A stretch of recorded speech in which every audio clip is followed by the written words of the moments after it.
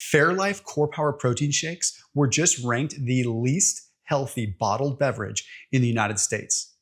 They ranked worse than Gatorade, and they ranked worse than a bottled Frappuccino. Is this accurate? What are sort of the claims they're making against Fairlife and Core Power in this case? Well, for one, they're talking about conventional dairy. We're going to break every single one down. Conventional dairy, they talk about the Carageenan, the emulsifier issue, the sweetener, the acesulfame, potassium, and sucralose issue, and they talk about the natural flavors. Okay, this is the main reason why it was dubbed the least healthy beverage.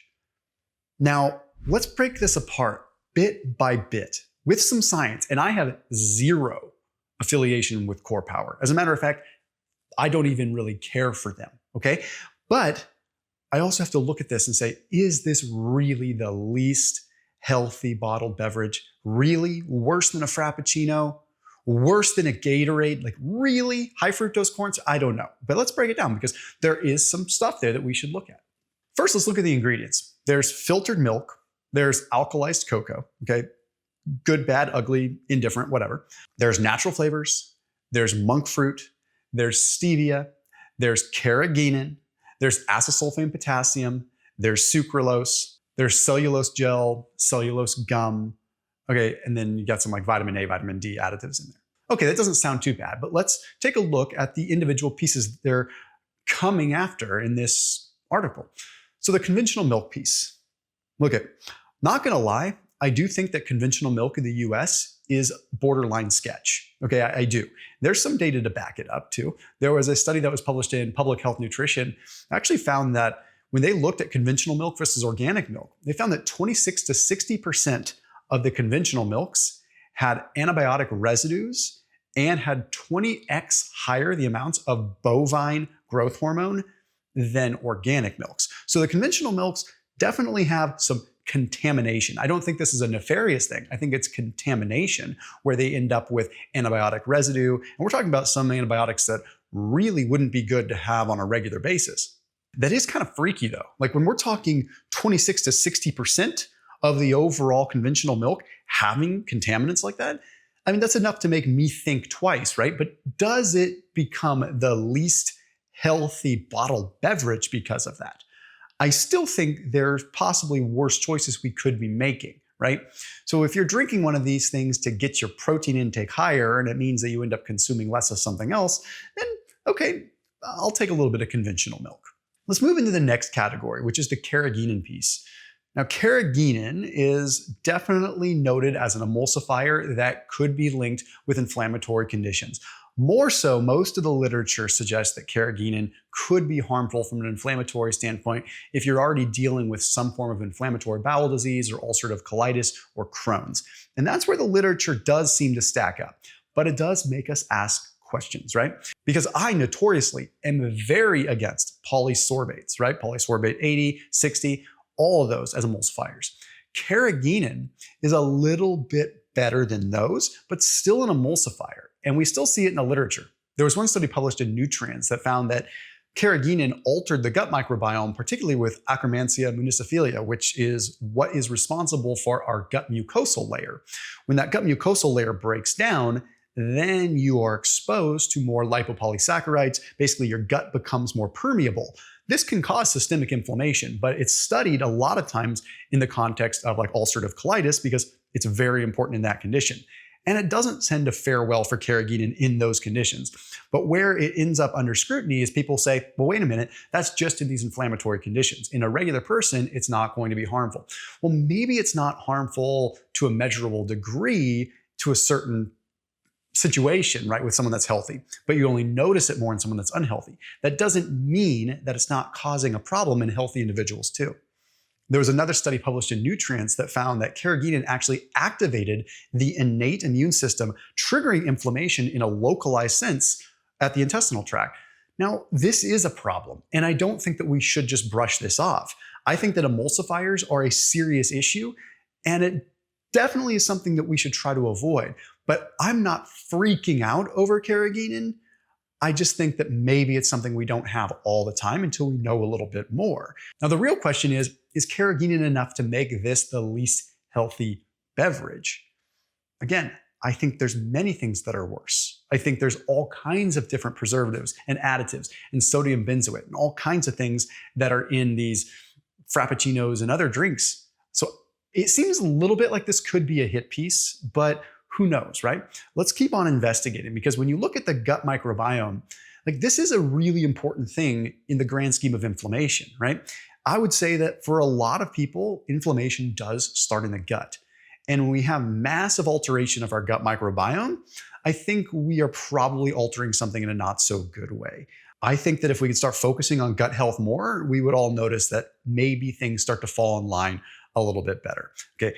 Fermented beverages, fermented foods, right? Avoiding emulsifiers whenever we can, proper hydration, collagen, bone broth. These things are really good. You got to take care of that gut mucosal layer. But again, when we're talking about something like Akkermansia mucophilia, where it is a bacteria that actually protects our gut, that is extremely critical. The gut microbiome is what supports the intestinal lining too. It's not just this mechanical cellular thing that's separate from our microbiome. Without a good microbiome, you don't have a good intestinal layer, which means that you are going to have more inflammation. People ask me if I recommend a probiotic. Most of the time I say, hey, try to go with like kefir, try to go with good quality organic kefir, go for kimchi, things like that as much as you possibly can. And if you take a probiotic, take the one that I usually use, which is called Seed. I don't take any other probiotics other than Seed because honestly, they're all garbage. Seed is the only one I know of that actually puts their clinical foot forward and publishes studies based on their own research. Like they publish this stuff, they do the research. This is real serious grade stuff. And it has this kind of cool technology with a capsule inside of a capsule that I think makes them very unique. So personal testimony, I've noticed a huge difference with it. And I think, at least speaking for myself, that it is having a big impact on things like my joints. It's having an impact on my mental clarity. It's definitely having an impact on my gut. And I noticed it within about 2 weeks. So noticeable stuff, and I think it's important. So whether you drink Core Power or not, I think it's important to prioritize the gut. So that link is in the top line of the description. It's also a 25% off discount link for those that are watching my channel. So you get a special discount. It's in the top line right underneath this video. You'll see it. Okay, now we're going to jump over to this whole conventional milk thing again. A1 versus A2. Conventional milk is going to be A1, generally speaking. Without going into a lot of detail, A1 milk is starting to kind of get research behind it saying, hey, this may not be the best milk. Like there may be these BCM7s, these bioactive components and peptides that are in this particular genetic variety of milk that is just the common one because it was easier to get more milk yield out of it. And that just became the norm. And now we're realizing, well, wait a minute, this genetic form of milk that we're getting has these different proteins in it that might be having negative effects, more inflammatory effects. So believe it or not, if you ask me, this is my humble opinion, I actually believe that the A1 milk might be more inflammatory than the Carageenan itself. That's just my opinion. So that's going to be a problem with dairy no matter what, right? Like whether it's Core Power, Fairlife or not. A lot of the milk is A1, general conventional dairy. Core Power aside, okay, I would recommend going for an A2 variety whenever possible. Not because it's infinitely better, but because you're erring on the side of caution. Okay, the A2 seems to have better evidence stacked for it. There was a randomized controlled trial published in the Journal of Cancer Prevention that was pretty interesting. Found that when they gave subjects A2 milk versus an A1, A2 blend, GI symptoms and GI discomfort and GI inflammation went down in the A2 only group, but it did not in the other group. In fact, it mildly went up. So there was a reduction in inflammation in the A2 group. Additionally, in the journal Nutrition, there was a study that found that A1 type milk triggered these T helper cells, okay, T helper cell 2, to actually activate and trigger like a localized inflammation within the gut. So we're seeing digestive issues here with A1 milk. So people that maybe think they're lactose intolerant, it could actually just be a digestive issue related to the proteins, these BCM7, these other casein proteins that are in A1 variety milk. Okay, is that enough, again, to rank this as the worst bottled beverage? Personally, no. And again, I don't have an issue with Core Life. I don't have a relationship with Core Life. This is very unbiased. I think that I will occasionally have a Core Life drink to get my protein level up, and they taste really good. But do I drink them every day? Do I make it a habit? Definitely not. Definitely not. But I think the fact that people are able to go get these at a gas station when they're trying to just get their protein intake up. And it's an alternative to like a protein bar, which is arguably way worse, or some of these other ways of just getting a snack in. I mean, come on, realistically, I would commend people for having protein. And I think hit pieces like this scare people away, when in reality, we need to be embracing the fact that there's at least a positive impact there, and we need to politely steer them towards better options, okay? We'll talk about those in a second. Now let's touch on the artificial sweeteners piece. It always pisses me off when I see brands use monk fruit and stevia high up in their ingredient list, and then further on down the line, you see sucralose and acesulfame potassium. I am not a fan of sucralose and acesulfame potassium. I think they do alter the gut microbiome. I do think that's a problem.